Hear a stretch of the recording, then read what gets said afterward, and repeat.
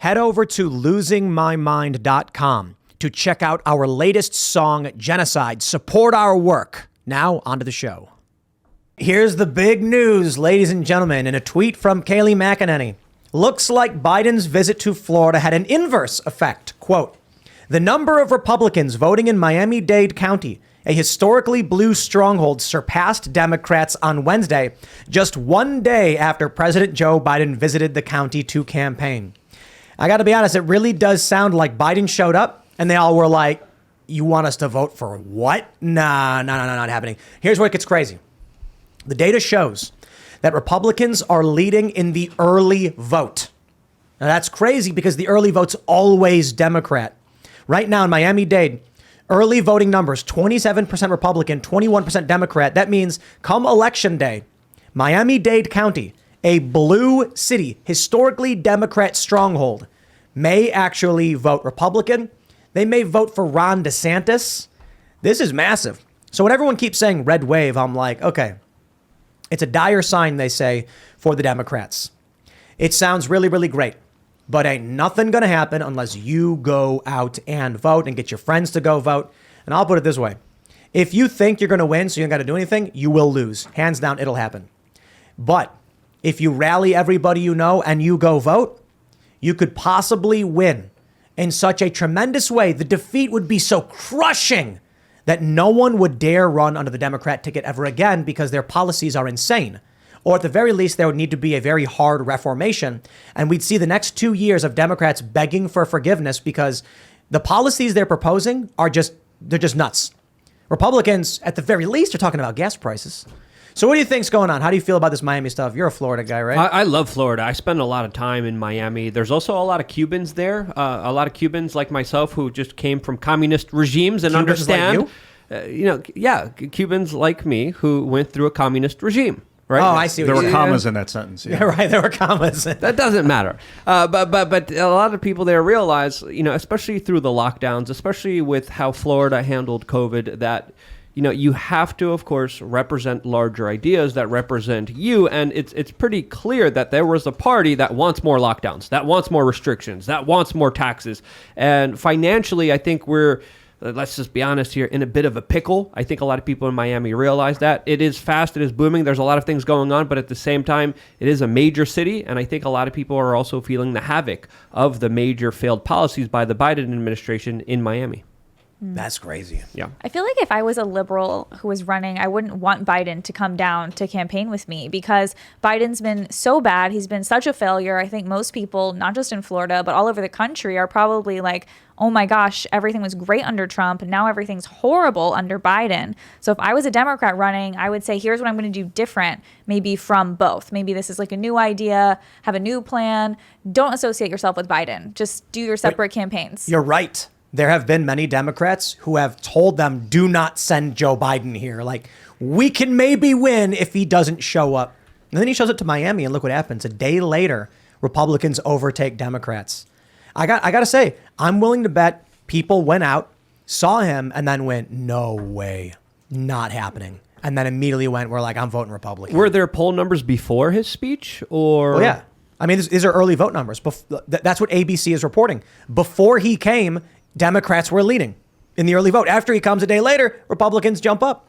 There's that there's that reality of like being in the presence of a rock star when you go to a show. When you're actually there near them, you start to vibe, you like feel it, and you start to get into it because you're in the presence of. I imagine it works in the opposite direction as well. When you have someone like Joe Biden who maybe has anti-charisma. I don't know. I don't and it's hate like him. Trump, whenever he endorses candidates, they are immediately the person who gets a nomination. He helps them win. Whereas Biden, he goes towards a candidate. They're like, oh my gosh, now my campaign is ruined. Please don't associate with me. And then plus it's like, if you think about it, when Trump ran in 2016, then he runs in 2020, his 2020 slogans were like, oh, look, here are all the great things that happened since then. Let's have more greatness, more winning. We're never tired of winning. But with Biden, it's like, you can't say that because things have been so bad. So you basically have to say, I guess no real message. Like, oh, Ukraine's the problem. This is the problem. We can't really have any excuse here. We did have a little success, but like not really. So there's no real message of what they're going to do. There is. MAGA Republicans are bad. MAGA Republicans are evil. That's what Joe Biden did the other night. He's like, these these violence got to stop. And he's saying all this nonsense about election deniers. And I'm like, dude, I'm glad he came out and said all that stuff about how election denying is wrong. Because when the Republicans win in a red great flood, we'll get all the results in on the 9th or whatever. Then we can tell all of the Democrats who are whining and crying about it, hey, no election denying. Biden says so. Biden said no election denying. And then what are they going to say? They're still going to deny it. Yeah, well, Stacey Abrams, she's going to, of course, come out crying. She was the first election denier. She was the one who said it was stolen last time. So I don't know what her plan is because I think she's going to lose this time. So she's probably going to say it was stolen again. Which one did she say was stolen? Like she runs for governor of Georgia. The polling is showing that she's going to lose. And last time she ran, she also lost, but kept saying it was stolen. Well, The Atlantic called her a superstar loser. I'm really impressed The Atlantic said this. Democrats keep falling for superstar losers. There's never been a better time to lose an election.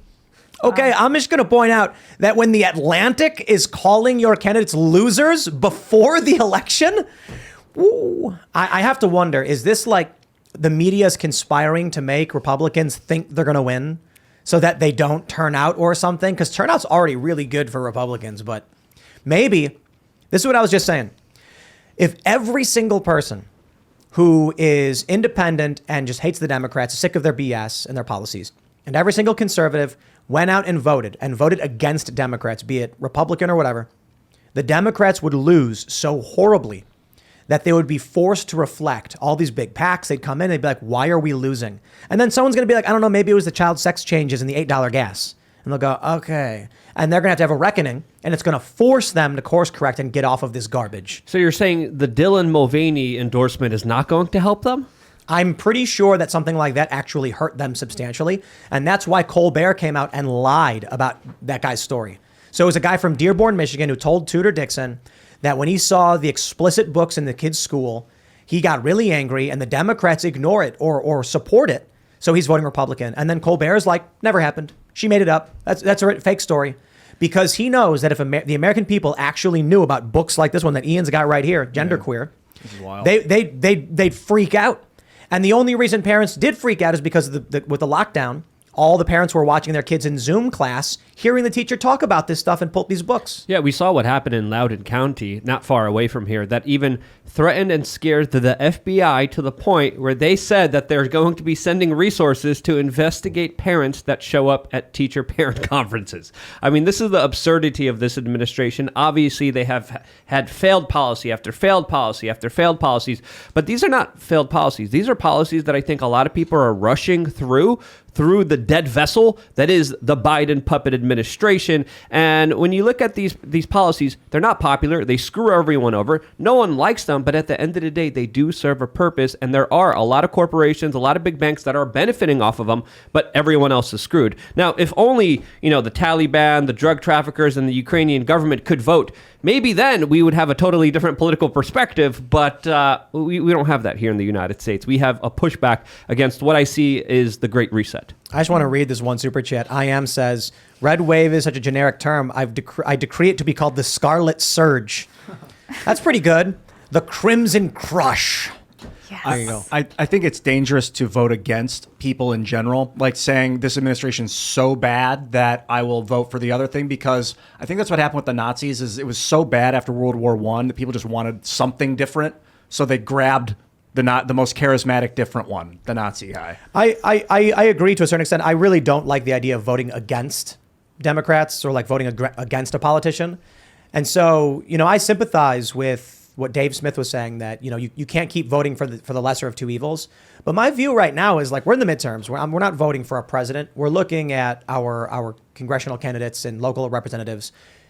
These are people that you can go and talk to. At the local level, these are not the lesser of two evils often. Yeah, sometimes. Well, but there's only a few populist candidates. There's some that represent the will of the people, but the other Republicans are like, I'll just do what the Democrats are doing, but just 10 years from now. But that's why the primaries were so important. Sorry, I cut you off. Oh, no, I was just going to say to disagree with you, Ian, that I think that that's also how we defeated Hitler, because we had to ally with Stalin because Hitler was such a great threat. So sometimes you have to go with the lesser of two evils in order to take on the greater evil in the end. So I do feel like it's okay if Americans say, oh my gosh, my life sucks. Like Biden is so bad. This economy is so bad. I can't keep living like this, to vote for someone new, because a lot of the new candidates, they might not know them. They might say, I'm not sure if I agree with everything they say, but I know I agree with this, and then try it, and then, see what happens in 2024. We just saw the Libertarian candidate in Arizona drop out and endorse Masters.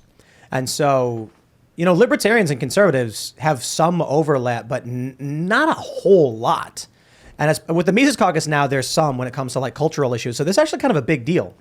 I remember I can't remember who told me this. There was some Republicans who were saying that conservatives in like 2018, they're saying some conservatives said libertarians need to just, sit down and vote Republican. And then I'm just thinking like, dude, libertarians don't like your policies. Like they're not you in a different party. They genuinely don't. But now the threat from Democrats is so great to actually see the libertarian be like, actually, I would rather have this guy because he at least has some advancement in the cause of freedom, at least relative to Democrats who are authoritarian cultists. Well, there is some overlap, right? It's not like it's just black and white here, because when it comes to the Second Amendment, when it comes to the First Amendment, when it comes to the populist individuals coming forward representing those ideas in the battlefield of ideas, yes, they absolutely do deserve support. And there are a lot of neoconservatives, a lot of back crazy-ish, insane individuals inside of the Republican Party that are way worse than some of the staunchest liberals in our party establishment that do create massive amount of damage to our current way of life, to our freedoms, and those individuals do need to be called out. So a lot of the libertarians are kind of taking their popcorn and watching this larger fight unfold within the Republican Party. Thanks for watching this clip from the Timcast IRL podcast. Hang out with us live Monday through Friday at 8 p.m. and become a member over at timcast.com for uncensored, members-only shows exclusive. Thanks for hanging out, and we'll see you all next time.